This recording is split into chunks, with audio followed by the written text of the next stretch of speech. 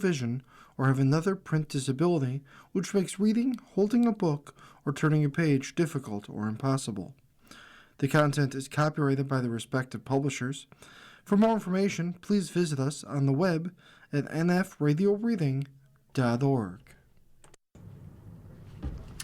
Hello, this is Dave Payne, and for the next hour, I'll be reading from the March 28th, 29th issue of the Wall Street Journal Weekend Edition on the Niagara Frontier Radio Reading Service. Our first article is entitled Wall Street's Alarm Over War Grows. This is written by David Oberti.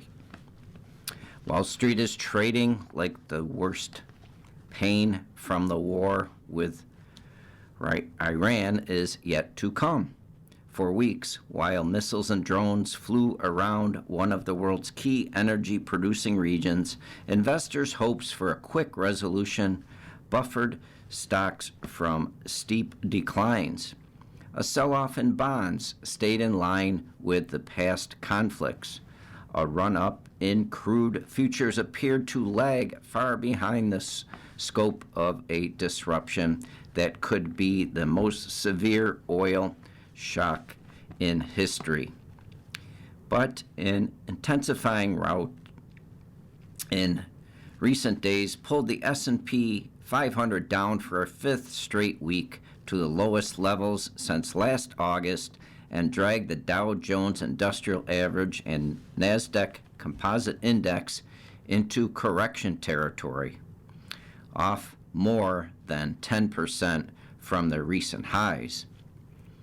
President Trump's latest social media post on potential off-ramps from a wider war wasn't enough to arrest crude prices climb Friday, a sign that oil traders are increasingly bracing for more turbulence ahead. Now the Pentagon is weighing whether to send 10,000 additional ground troops to the region while it pursues peace talks with Tehran. The conflicting signals have forced investors the world over to pare back risks and study how long and how hard wars from Russia's invasion of Ukraine in 2022 and the Gulf War in 1990 dented the global economy. Peak panic is yet to come, said Dan Alamaro, chief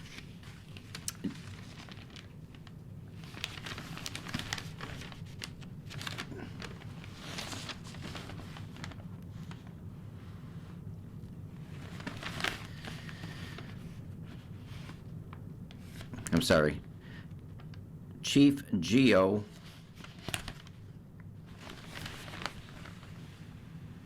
political strategist at Alpine Macro.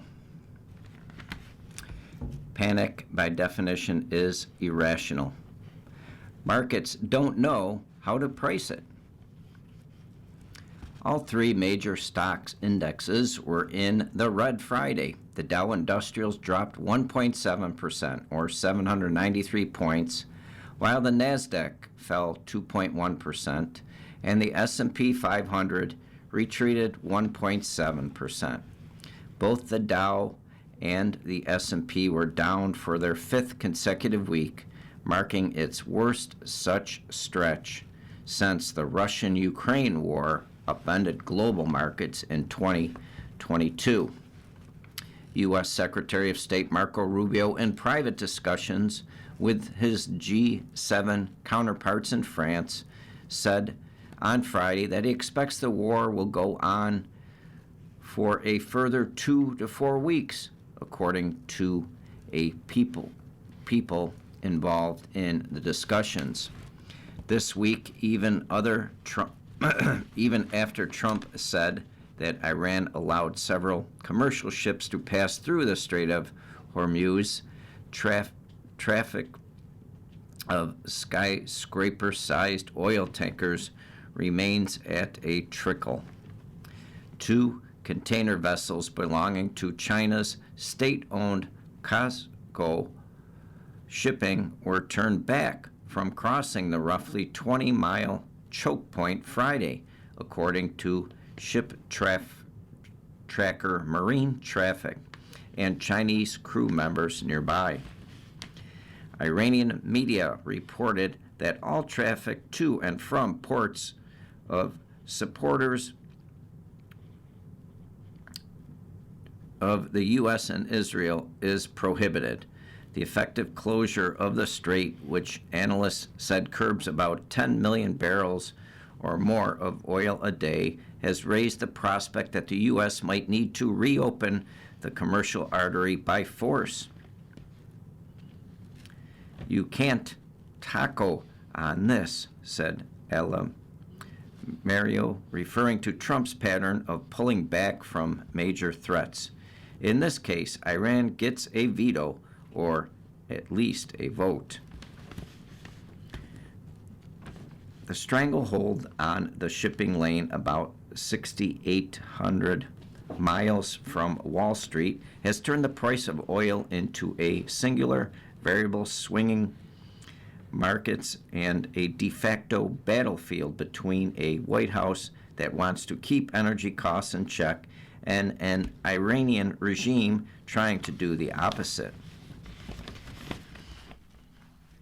After messages from Washington and Tehran and various points moved the market, sometimes with false statements, traders said that they are increasingly discounting leaders' words in favor of information like troop movements. We're starting to see a slow grind upward in oil prices as the actual reality sets in versus the headlines, said Charles McNamara, head of commodities at U.S. Bank. Oil producers in recent weeks have turned to financial markets to lock in bigger profits for their output over the next year, but many have also left open the possibility that prices could run even higher. Nobody is selling everything they have on any given day, McNamara said. Producers don't think this is going to be over in a few weeks. On Friday, Brent crude climbed to $112.57 a barrel, its highest close since July 2022. The benchmark global oil futures and the S&P 500 have moved in opposite directions in 12 of the past 13 traditional trading sessions. The fear trade has reared its head in several corners of the market in response. Demand for bearish options that would pay out if the S&P 500 kept sliding has jumped, driving a measure called skew to some of its highest levels of the past 5 years, according to Citadel Securities. While the U.S.'s economic backdrop remains relatively strong, quote, without clear resolution on the conflict and stabilization in energy markets, it's hard to see a sustained move higher, unquote, said Mark Hackett, Nationwide's chief market strategist.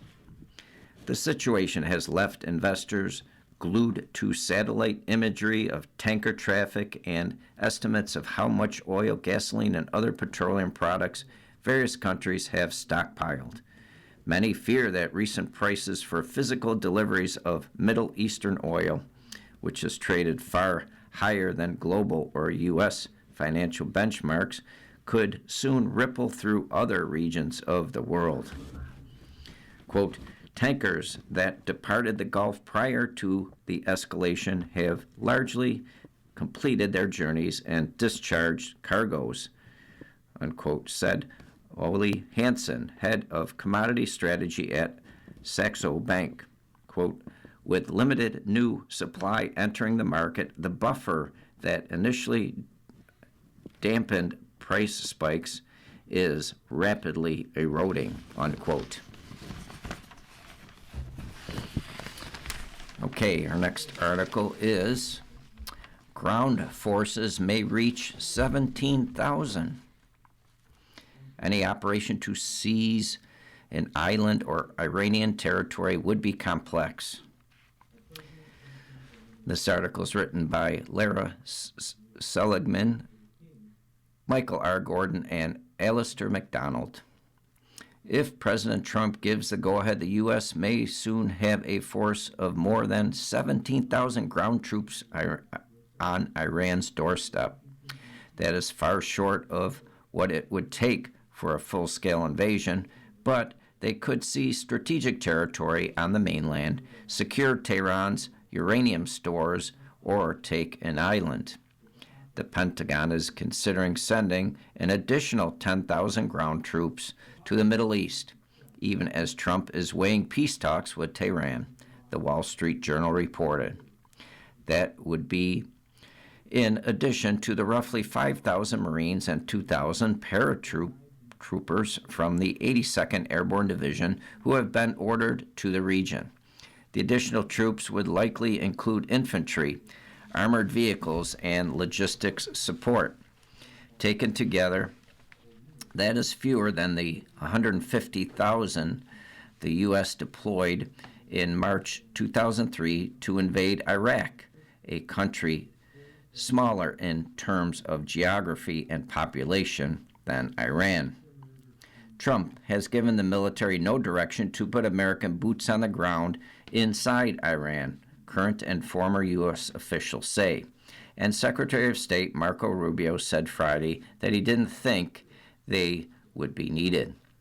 Trump has said he hopes to resolve the conflict with diplomacy and press Iran to agree to a set of demands, including handing over its supply of enriched uranium, dismantling nuclear facilities, and reopening the Strait of Hormuz.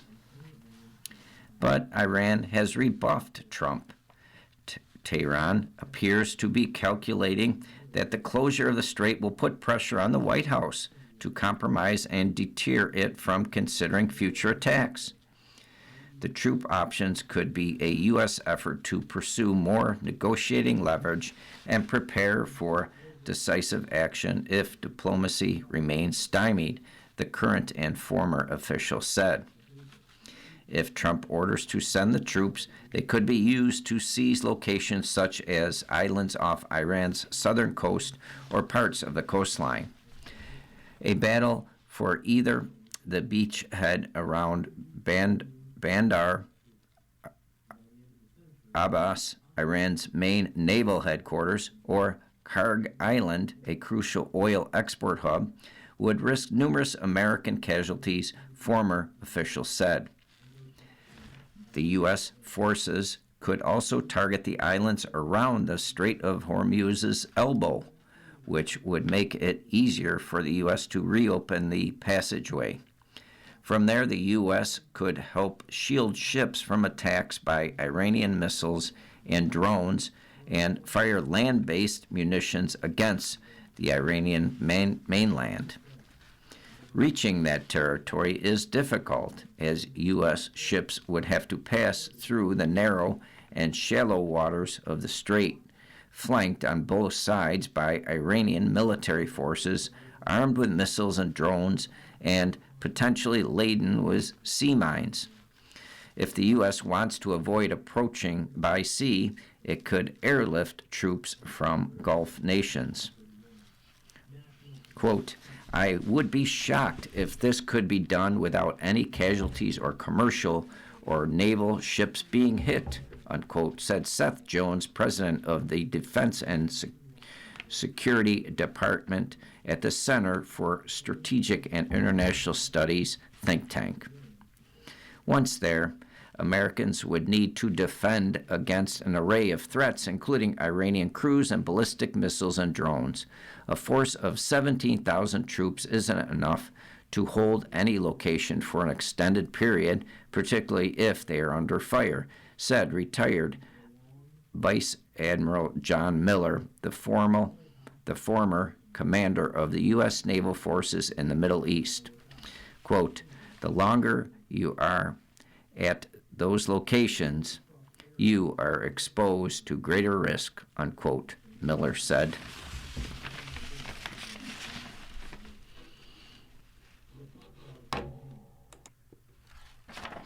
You're listening to a reading of articles and features from the Wall Street Journal Weekend Edition on the Niagara Frontier Reader Reading Service. Our next article from the front page here is entitled, An Editor Embraces Media's AI Upheaval. Fortune's Nick Lichtenberg is using the tech to crank out hundreds of stories. This article is written by Isabella Simonetti. Journalist Nick Lichtenberg produced more stories in 6 months than any of his colleagues at Fortune delivered in a year. On Wednesday in February, he cranked out 7. I'm a bit of a freak, Lichtenberg said. While many journalists hit the phones and cultivate source relationships, when news breaks, Lichtenberg often uploads press releases or analyst notes into AI tools and prompts them to spit out articles that he can edit and publish quickly. His work involves what some view as the third rail of journalism, AI playing a leading role not just in researching, but in writing stories. AI-assisted stories accounted for nearly 20% of Fortune's web traffic in the second half of 2025.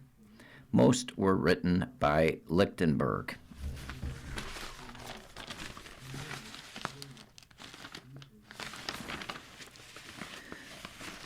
Lichtenberg's approach to journalism is a far cry from the dogged shoe leather reporting memorialized in movies like Spotlight about the Catholic Church's child abuse scandal or All the President's Men about the Watergate scandal. Lichtenberg isn't pounding the pavement to find and unveil secrets about institutions and power brokers.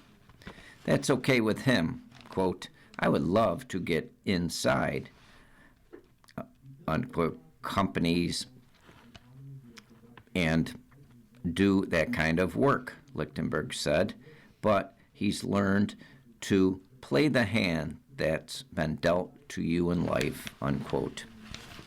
He's been lauded for his speed throughout his career, and AI helps him move even faster. Using the technology has also freed up time for Lichtenberg to focus on feature stories. In January, he published a profile of a 23-year-old electrician who skipped college to be part of, quote, Gen Z's blue-collar revolution, unquote. AI helped with the outline. The rest was Lichtenberg. Quote, I know that this won't be seen as some people's idea of journalism, but I've always seen myself as kind of a nobody from nowhere who scraped and clawed to get into this industry and to find solutions to problems, unquote, he said.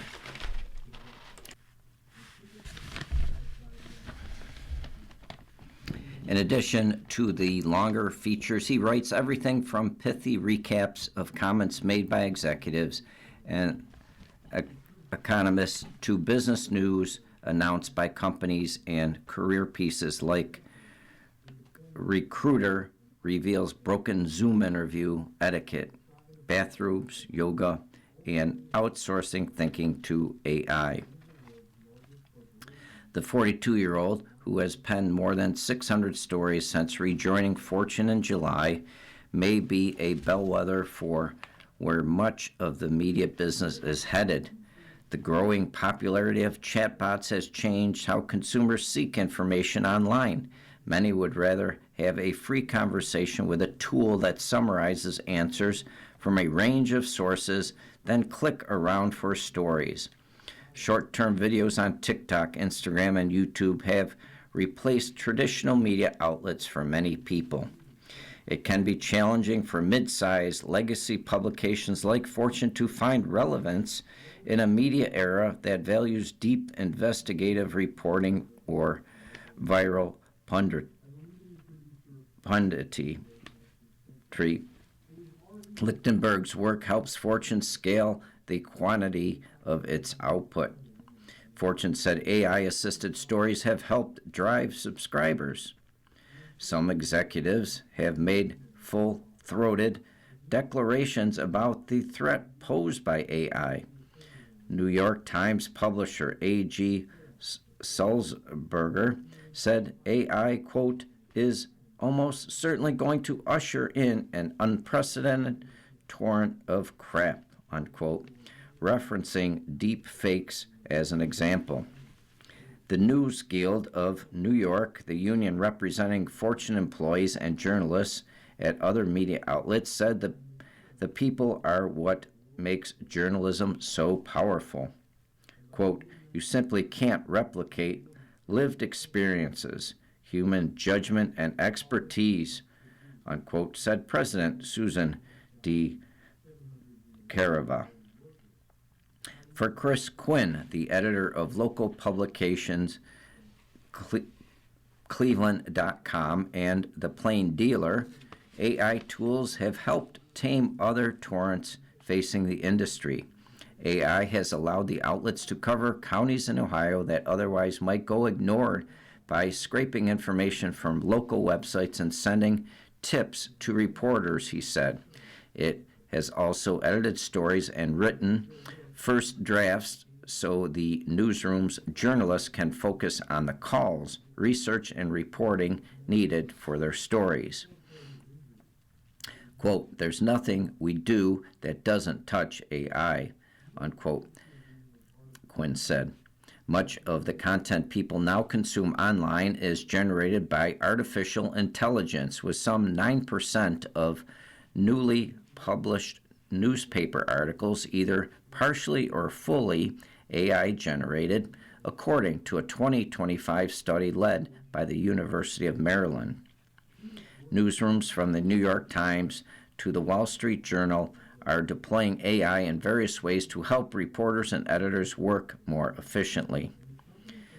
That has also been the goal at Fortune and its AI experiment, spokesman Patrick Riley said, quote, we're excited about how AI can handle routine tasks so our journalists can continue their focus on what only humans can do, unquote. 10 nicks.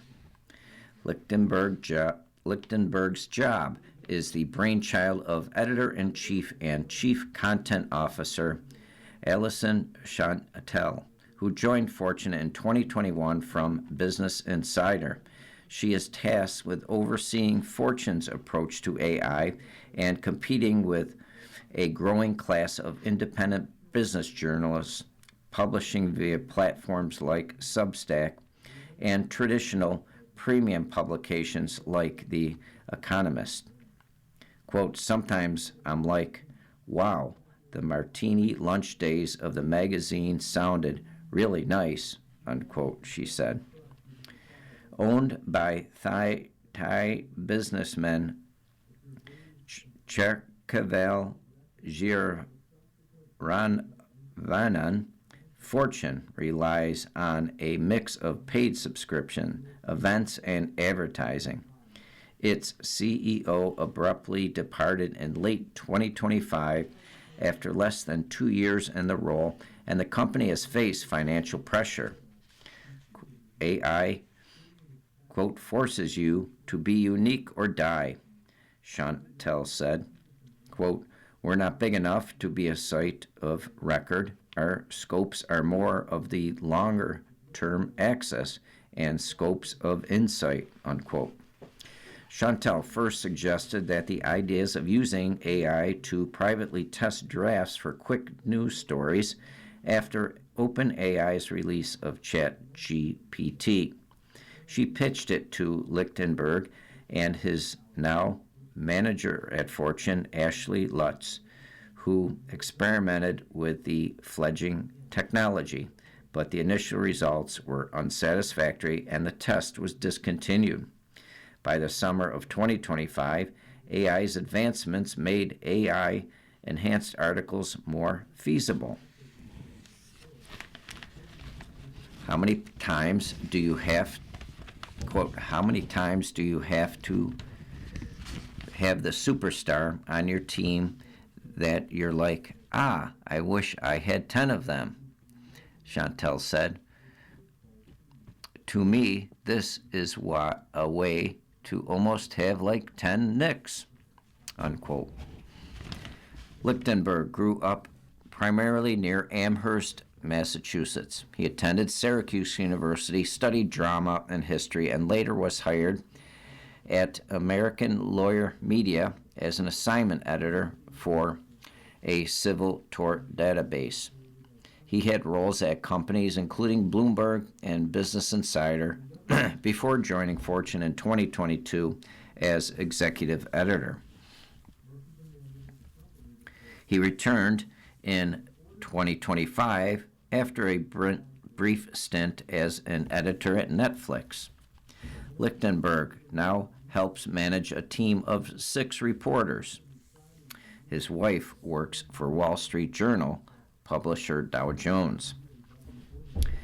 A story by Lichtenberg sometimes starts with a prompt entered into Perplexity or Google's Notebook LM, asking it to write something based on a headline he comes up with. He moves the AI tool's initial drafts into a content management system and edits the stories before publishing them for Fortune's readers. On a Tuesday morning in February, Lichtenberg uploaded a Bank of America's research note on a bond deal software giant Oracle said would cover its debt funding needs for the year into Notebook LM and Perplexity. He asked Notebook LM to, quote, write a 600-word news story framed around how Oracle diffused the key risk going into 2026 with a press release about a single bond deal, unquote. Lichtenberg rewrote the top of the story using information he gleaned from a phone conversation with a Wall Street executive. With some rejiggering, fact-checking, and original writing from Lichtenberg and a colleague, it became publishable. Simple news stories can be really quick. A piece from earlier that morning about Josh D'Amario being named Disney CEO took 10 minutes to get online, he said. Fast-checking AI. Lichtenberg considers himself an AI alchemist of sorts because he often has to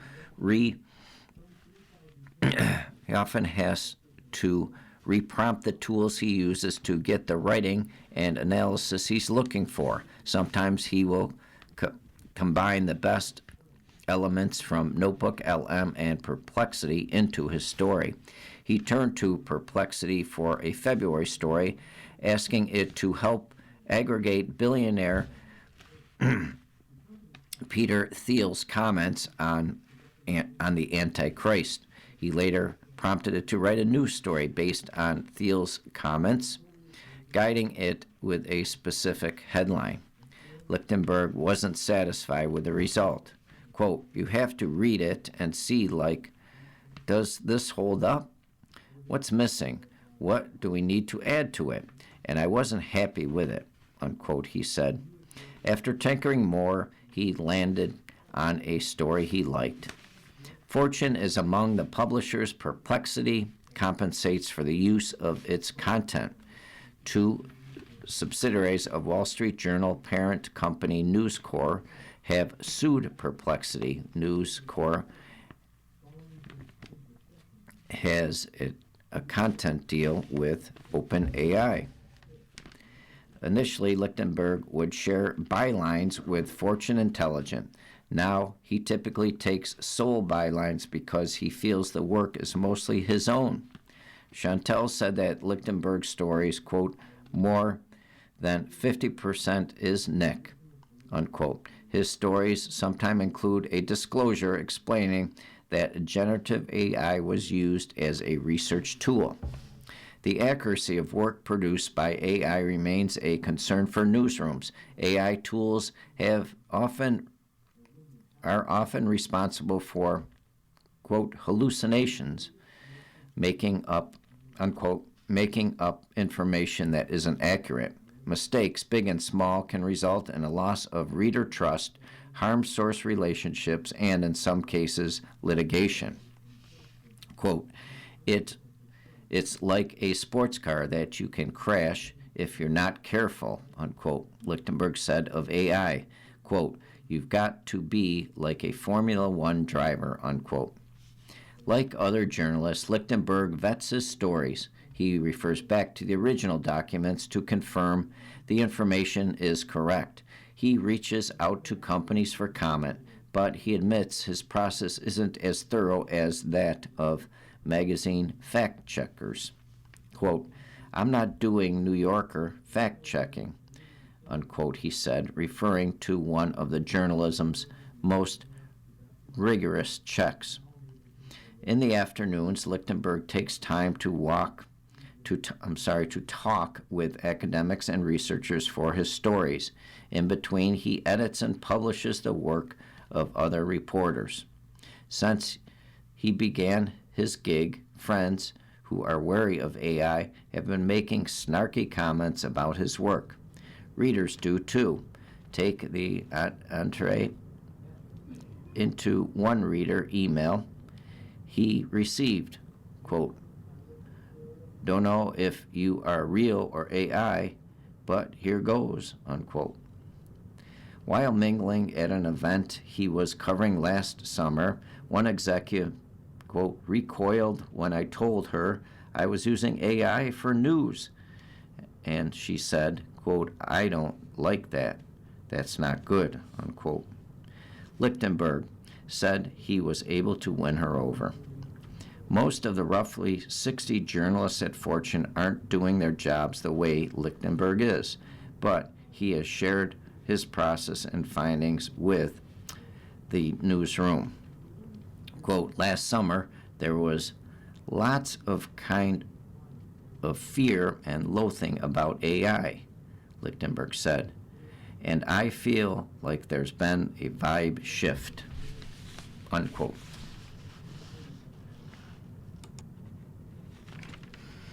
You're listening to a reading of articles and features from the Wall Street Journal Weekend Edition on the Niagara Frontier Radio Reading Service. Our next article is entitled Trump Bolsters Biofuels to Aid Farmers.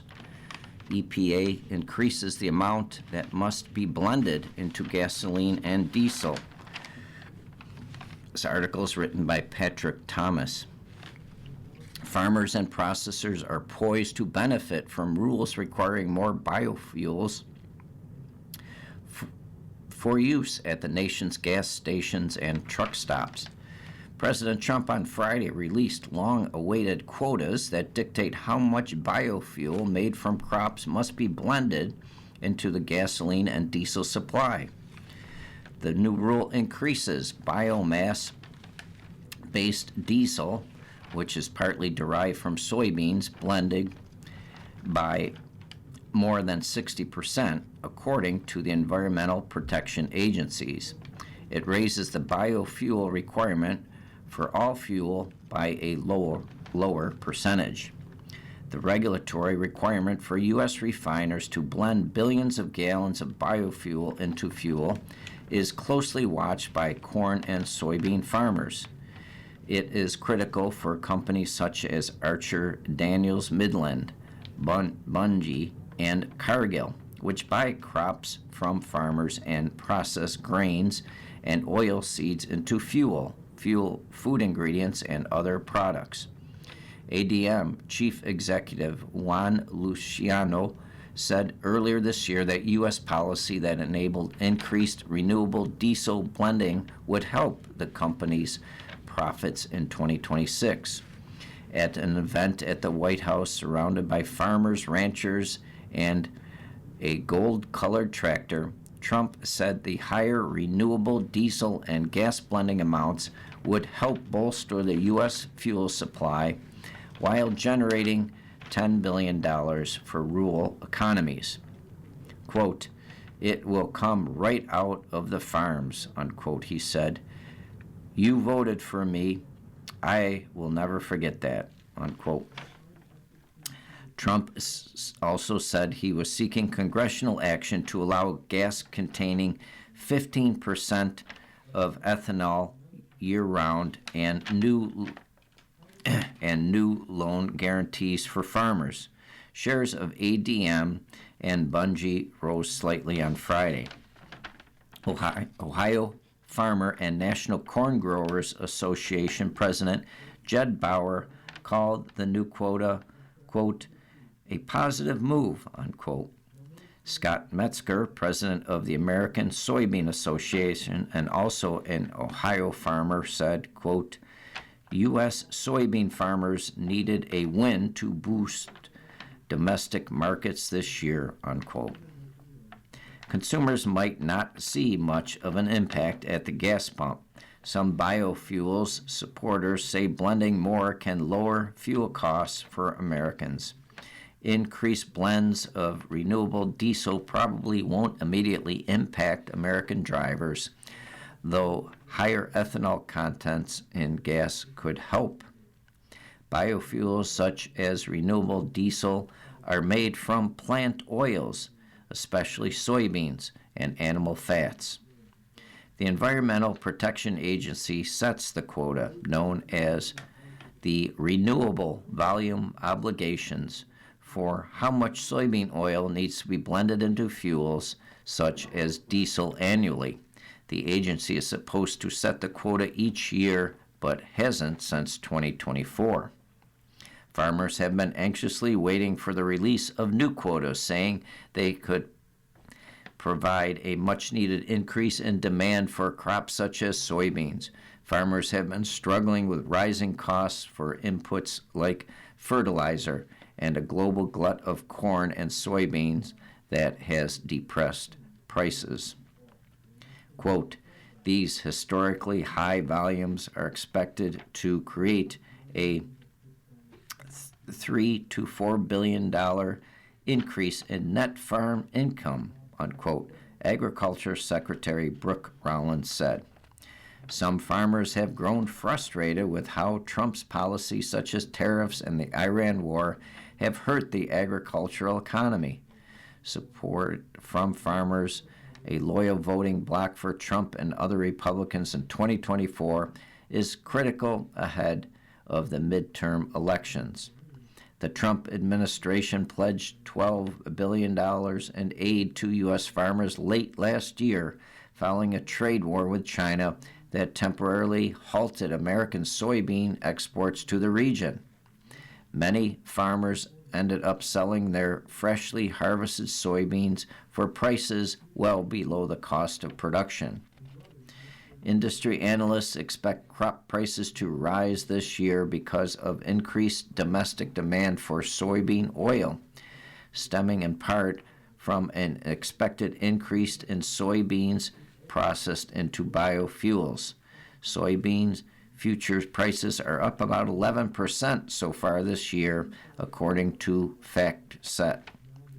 Farmers are expected to plant more soybean acres this year than a year ago as a result of higher demand for soybean oil, a fertilizer supply crunch, and the U.S. trade deal with China that the countries reached last year.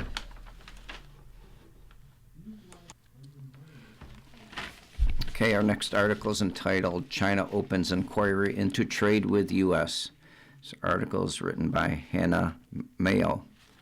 China opened 2 probes into U.S. trade practices, keeping pressure on Washington ahead of President Trump's visit to Beijing in May. The Chinese probes mirror new investigations by the U.S. that could raise tariffs on Chinese goods. A summit between Trump and Chinese President Xi Jinping is scheduled for May 14th and 15th in Beijing. Quote, both sides are building up maximum leverage before the meeting, unquote, said Dan Wang, a China director at consulting firm Eurasia Group.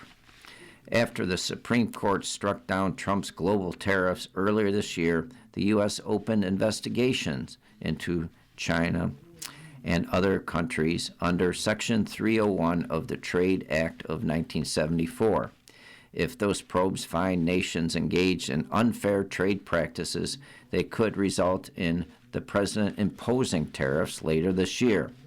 The probes target excess industrial capacity and forced labor regulations.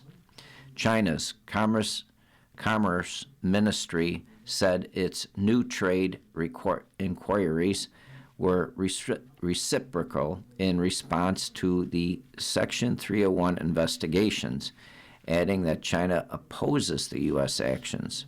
The ministry said it would act to defend China's rights based on the findings of the investigations. One of the Chinese probes targets U.S. practices that China says disrupt global supply chains. Beijing cited U.S. restrictions that affect the import of Chinese products, the export of U.S. high-tech products to China, and certain investments between the two countries. The other probe focuses on trade barriers to renewable energy products. The investigations have a 6-month deadline with a potential 3-month extension, the ministry said.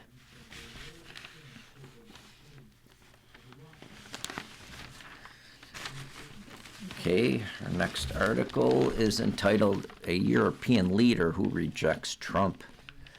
Spain's Sanchez is standard bearer of political resistance to the U.S. president. This article is written by Drew Hinshaw, Marcus Walker, and Gordon Fairclough. The war in Iran hadn't even begun, and Spain's prime minister had resolved to oppose it. In the nerve center of Spain's government, housed in a Madrid compound, aides to Prime Minister Pedro Sanchez were reading intelligence reports last December, which assessed that President Trump was charting a course for war with Iran. As they analyzed the consequences for Europe's energy supplies and economy, they knew their boss would rail against it loudly, whatever Trump's reaction. For the past year, most of Europe has walked on eggshells with Trump. Sanchez has been workshopping an alternative tactic, the just say no theory of Trump diplomacy.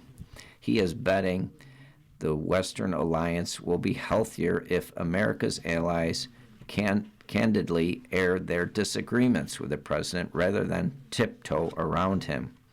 As the U.S.-Israeli war with Iran shakes the global economy, Sanchez, a telegenic 54-year-old socialist, has adopted the simple slogan of, quote, no a la guerra, or no to war, unquote.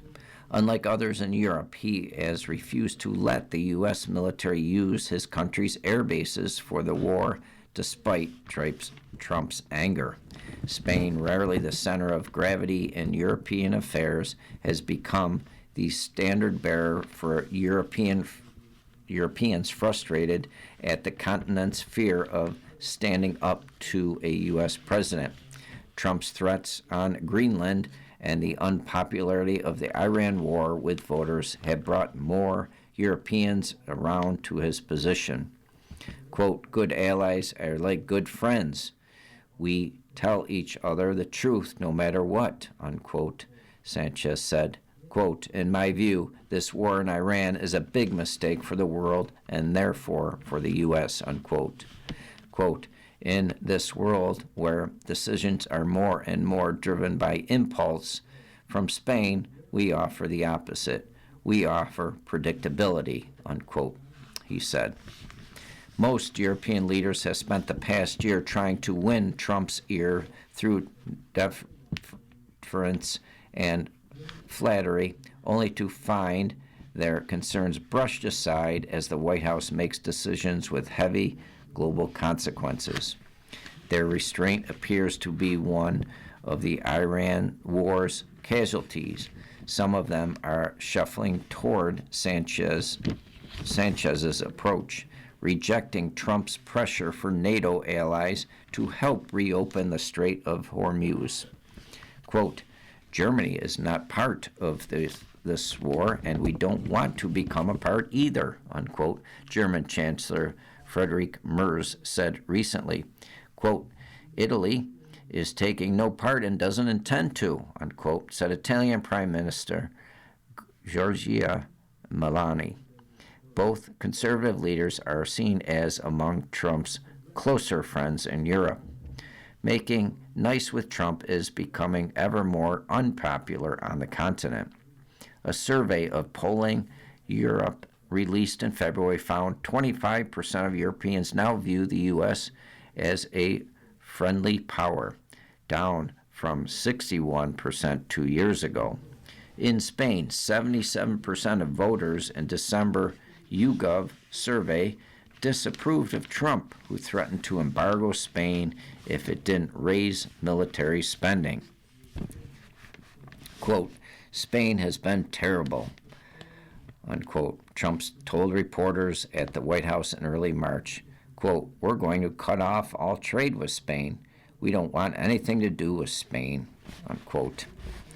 The dispute has been good for Sanchez, whose domestic popularity had otherwise slipped after 8 years in office. Beyond Trump, he has tangled with Elon Musk, vowing to hold the ex-owner and other social media leaders to account. Quote, if their algorithms poison our society, unquote. He is one of Europe's most outspoken critics of Israel's war in Gaza and Lebanon. Officials from several other European governments said privately last year that the Spaniard was being unhelpful, especially over his refusal to boost military spending. Spain was the only member of the North Atlantic Treaty Organization to reject Trump's demand to raise military spending to 5% of gross domestic product. In capitals, including Berlin and Paris, officials said Sanchez was jeopardizing Europe's painstaking efforts to avoid a clash with Trump that might provoke him into launching a trade war, abandoning Ukraine, or blowing up NATO. Other European leaders excluded him from group chats where they discussed how to handle Trump. Spanish officials have shrugged off Trump's threat to punish the country, confident that he can't impose an embargo on just one member of the European Union, which trades as a bloc. The feeling among the mostly millennial-age staff at La Moncloa is that Trump doesn't hold as many cards as he thinks. The U.S. exports more to Spain than it imports, Sanchez points out.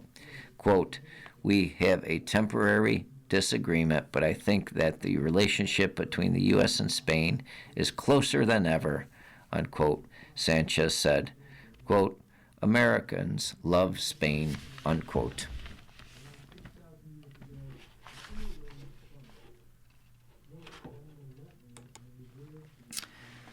You're listening to a reading of articles and features from the Wall Street Journal Weekend Edition on the Niagara Frontier Reader Reading Service. Our next article is entitled, AstraZeneca Lung Drug Hits Goals in Late-Stage Trials. This article is written by Andrea Kalatoyoid. AstraZeneca shares rose after the company said a drug candidate met the primary goal in two late-stage trials for a deadly lung disease, clearing the path to seek approval from regulators. The UK drug maker said Friday that the two studies showed the drug tosorincimab reduced the rate of which patients with chronic obstructive pulmonary disease, which is often caused by smoking, suffered moderate to severe worsening of symptoms. The results of the trials allow AstraZeneca to move forward with the medicine, which offers a new pathway to treat a lung disorder that is among the leading causes of death. The company estimates the drug could generate multi-billion-dollar yearly sales at its peak. AstraZeneca shares rose 3.4% in European trading and 2.7% in New York on Friday. Some analysts had turned cautions on AstraZeneca's tosorincimab after rival treatments from Roche Holding and Sanofi with a similar mechanism of action missed their objectives in late-stage clinical trials last year.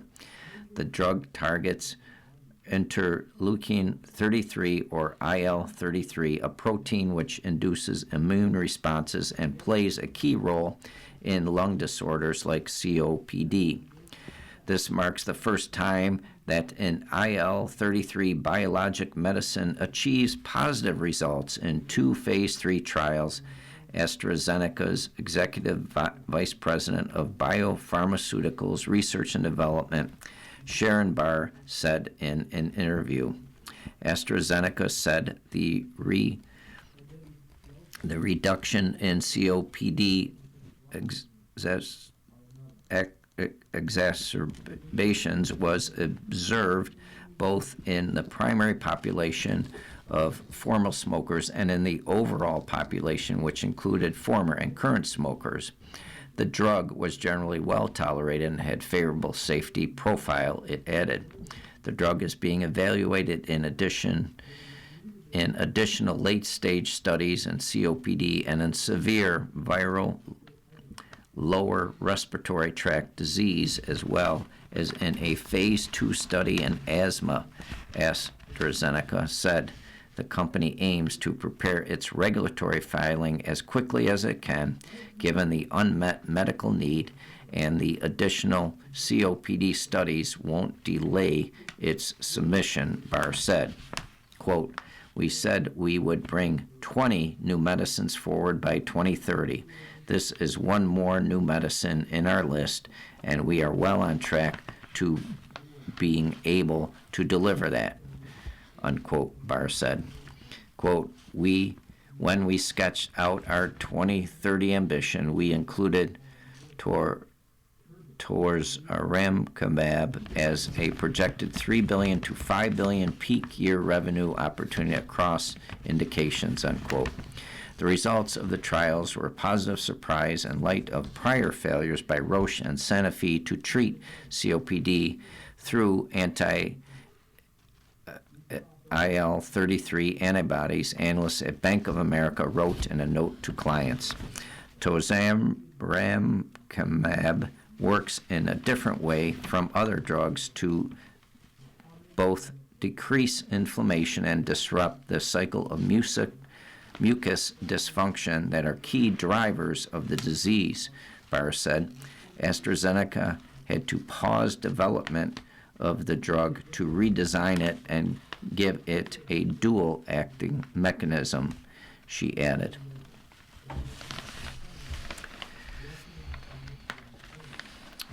Our next article is about Meta. Meta backs power plants for big data center. Meta Platforms agreed to deal with Entergy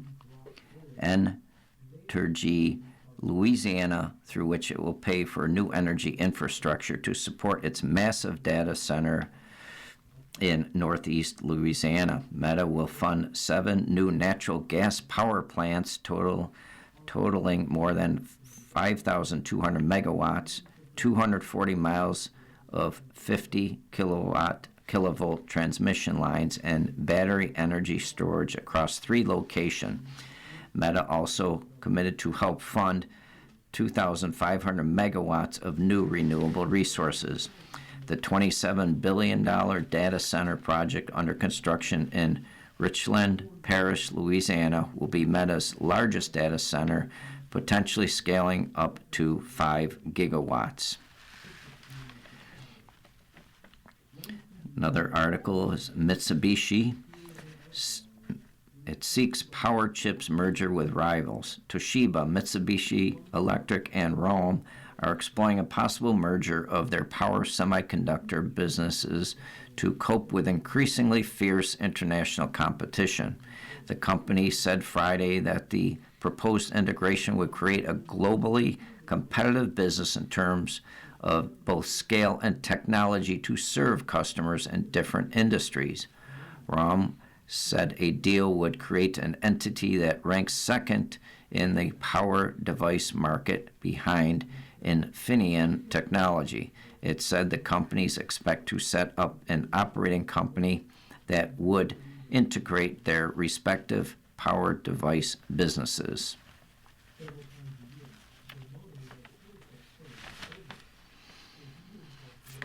And the next article is entitled Sephora Benefit Probed Over Cosmetics Marketing to Minors. Article written by Andrea Figueres.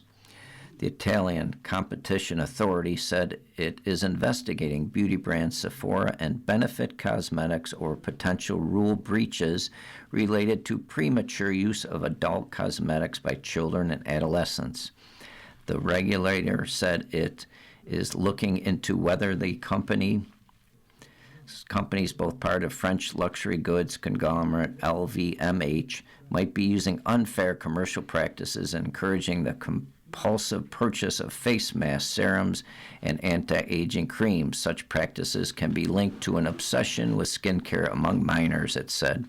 A spokesperson for LVMH said the parties had been notified by the Italian watchdog conducting the investigation and were willing to cooperate fully with authorities. Quote, all the companies reaffirm their strict compliance with applicable Italian regulations, unquote. The spokesperson said the probes follow concerns that important information such as warnings might have been omitted or presented in a misleading manner, the Italian watchdog said. Quote, the frequent and combined use of wide range of cosmetics by minors without proper awareness may be harmful to their health, unquote, the watchdog said. The regulator said the companies appear to be using a marketing strategy involving young, quote, micro-influencers, unquote, social media creators with smaller audiences who encourage the purchase of cosmetics among young people.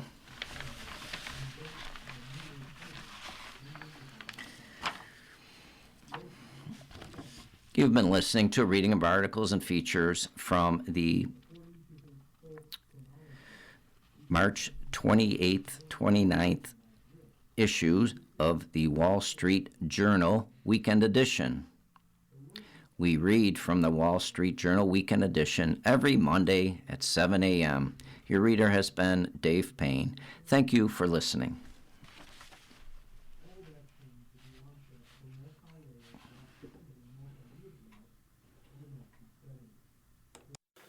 You're listening to the Niagara Frontier Radio Reading Service.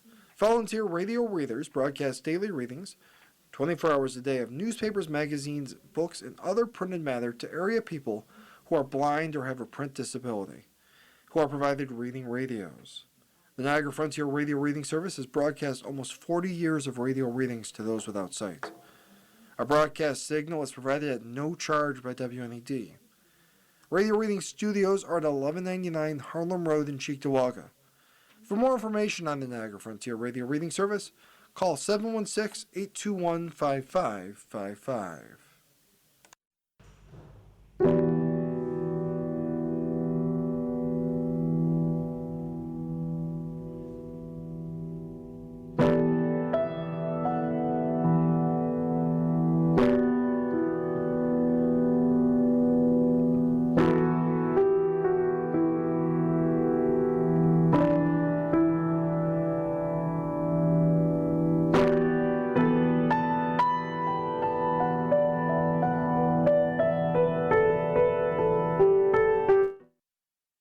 following program is intended for listeners who are blind, have low vision, or have another print disability